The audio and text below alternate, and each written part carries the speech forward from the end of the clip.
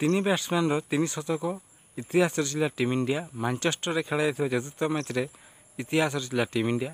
ଚତୁର୍ଥ ଟେଷ୍ଟକୁ ଡ୍ର କରିବାରେ ସକ୍ଷମ ହୋଇପାରିଲା ଜାଡ଼େଜା ଏବଂ ୱାଶିଂଟନ୍ ସୁନ୍ଦର।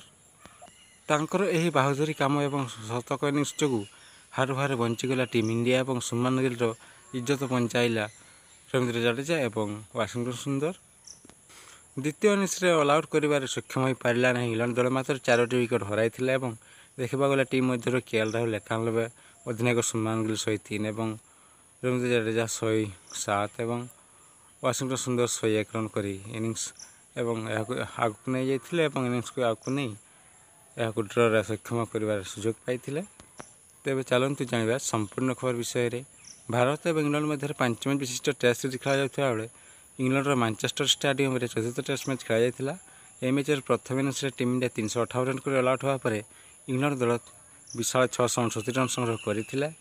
ଏହାର ଜବାବରେ 311 ରନ୍ ପଛରେ ରହିଥିଲା ଟିମ୍ ଇଣ୍ଡିଆ। ଏହାକୁ ଦ୍ୱିତୀୟ ଇନିଂସରେ ଦେଖିବାକୁ ଗଲେ 425 ରନ୍ କରି 4ଟି ୱିକେଟ୍ ହରାଇଥିଲା ଏବଂ ଏହାପରେ ଡ୍ର ହେବାର ସୁଯୋଗ ଆସିଲା। ତେଣୁ ଏହାକୁ ଡ୍ର କରିଦେଲା ଟିମ୍ ଇଣ୍ଡିଆ ଏବଂ ଏହାକୁ ବ୍ୟାଟିଂ ଆଉ 2 ଥର କରିବା ପାଇଁ ଛାଡ଼ିଲା ନାହିଁ। ଦେଖିବାକୁ ଗଲେ ପ୍ରଥମ ଇନିଂସରେ 5ଟି ୱିକେଟ୍ ନେଇଥିଲେ ବେନ୍ ଷ୍ଟୋକ୍ସ ଏବଂ 141 ରନ୍ ଇନିଂସ ଖେଳିଥିଲେ ଏବଂ 150 ରନ୍ ଜୟ ରୁଟ୍ କରିଥିଲେ। ଟିମ୍ ଇଣ୍ଡିଆ ପଟରେ ଘାତକ ସାରିଥିଲେ ଜସପ୍ରୀତ ବୁମରା 2ଟି ୱିକେଟ୍ ଏବଂ ରବୀନ୍ଦ୍ର ଜାଡ଼େଜା 4ଟି ବଡ଼ ବଡ଼ ୱିକେଟ୍ ନେଇଥିଲେ। ତ ଫ୍ରେଣ୍ଡ ଆପଣମାନେ କୁହନ୍ତୁ ଏହି ମ୍ୟାଚ୍ ଜିତିବାର ଥିଲା ଟିମ୍ ଇଣ୍ଡିଆକୁ ଡ୍ର କରିବାର ଥିଲା ଏବଂ ତା କମେଣ୍ଟରେ ନିଶ୍ଚୟ ଲେଖନ୍ତୁ। ଆମର ଭିଡ଼ିଓଟି ଭଲ ଲାଗିଥିଲେ ଭିଡ଼ିଓଟିକୁ ଲାଇକ୍ କରନ୍ତୁ। ଭିଡ଼ିଓଟି ଦେଖିଥିବାରୁ